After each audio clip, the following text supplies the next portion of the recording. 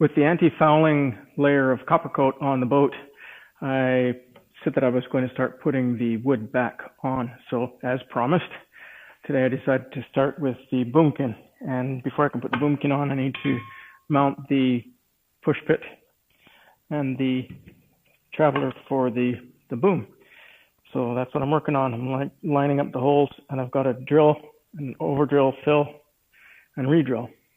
So tonight I will likely complete the drilling, then over drilling, and the filling. So that tomorrow I can come back and re-drill and hopefully get the push pit mounted. At this point, the boat's really starting to come together, so it's kind of encouraging and exciting. Enough talking about it. Let's get it done.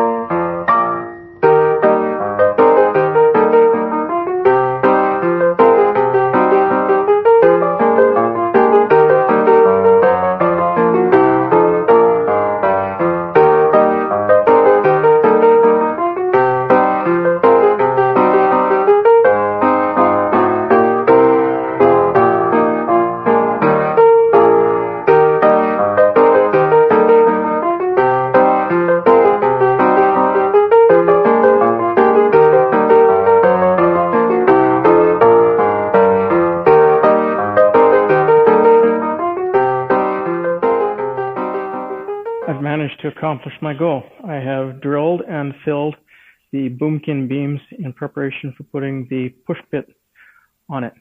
So tomorrow the epoxy will be nice and hard. I'll drill it out and do a test fit of the push pit, which takes me one step closer to getting the boomkin installed permanently. I need to put the cap rails back on underneath the boomkin before I put the boomkin on, or I won't be able to. But other than that, I think that's just about it. So then I can move on to the rudder cheeks and bowsprit. All in all, it's been a good day. So, as always, fair winds, following seas. God bless.